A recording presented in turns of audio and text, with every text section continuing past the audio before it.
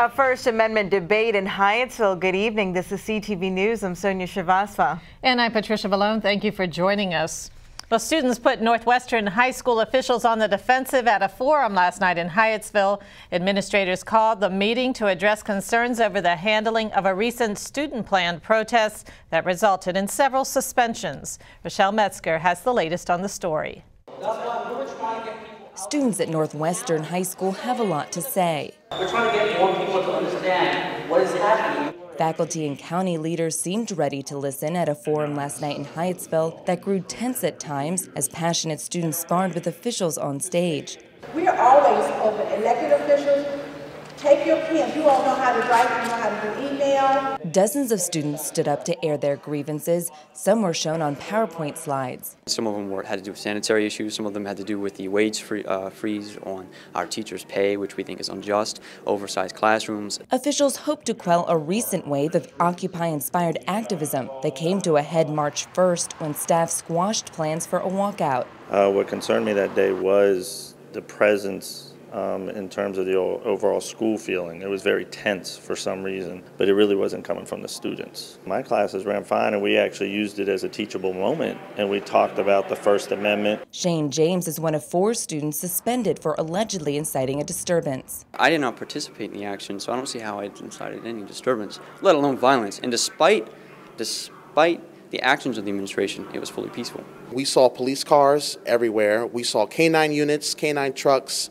outside the school property, and my question to them was, what was the reason, what was the point of doing that? Community members and school staff say the incident could have been handled better by all involved. I didn't view it as inciting. I became aware of the suspensions after the fact. I personally, if it was my child, I would be very upset, and I would disagree immensely with the administration. It's really valuable that students are voicing their concerns, because a lot of times we don't really tell the right people, or the right ears don't hear what we have to say and what our problems are with the schools or the school system. And so while I may say that the students could have done it differently in terms of the way they voice their concerns, I just appreciate the fact that they are voicing their concerns. Rochelle Metzger reporting, CTV News. The students who are suspended are pushing to have it removed from their records. That decision is up to the principal, who says he is still reviewing the incident and will consider the request. Principal Batanga also tells CTV that he plans to put together a 9 to 14-member student advisory council so he can stay informed on student issues and concerns. Well, is the car seat your child is traveling in safe? A Prince George's County delegate wants to make sure it is. He's introducing a bill to do that. Denise Douglas has the details on the measure and other consumer-related legislation from Annapolis. You've heard debate on big issues like the gas tax and wind power here in Annapolis. Well, lawmakers are also considering legislation on tanning beds, baby products, and tires that you should know about.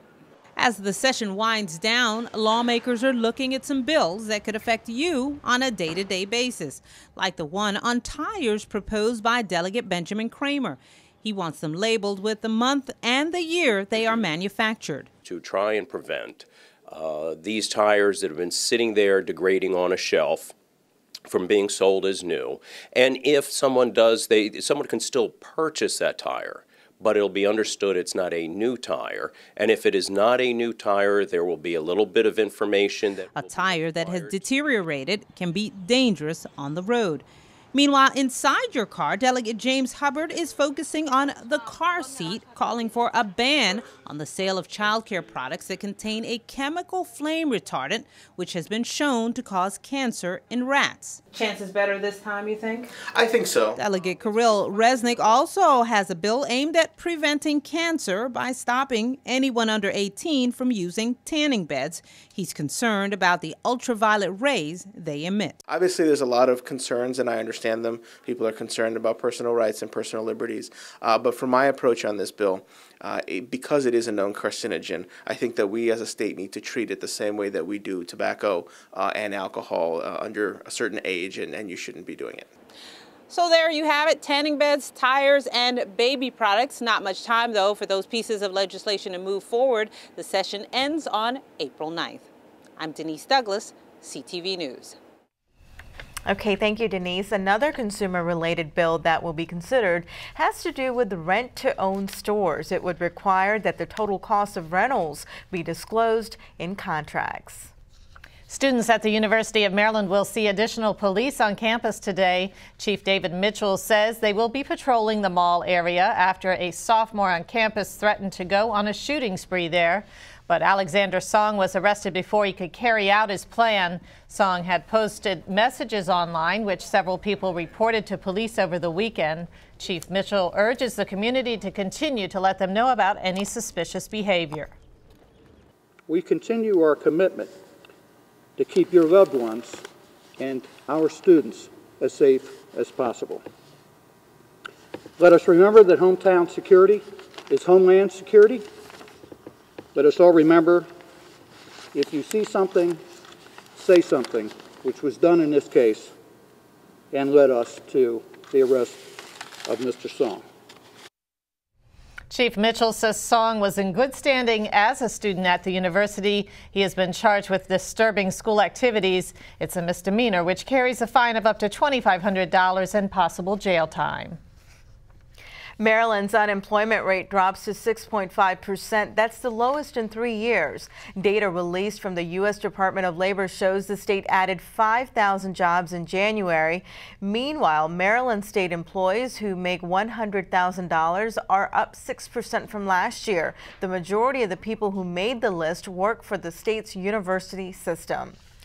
Meanwhile, a Lanham company says it may have to cut 117 jobs next month if a federal contract with the company is not renewed. Science Systems and Applications Incorporated is awaiting news on whether it will again win a 5-year contract from NASA worth about $100 million. The company provides scientific, technical, and research support services to federal agencies. The layoffs would take place on April 30th.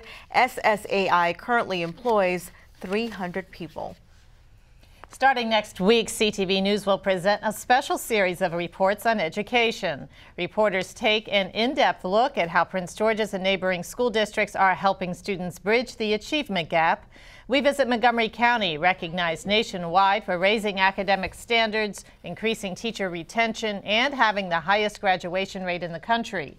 CTV also takes you inside the classroom to see progress firsthand and introduces you to Montgomery's new chief, the leader of Maryland's largest school system.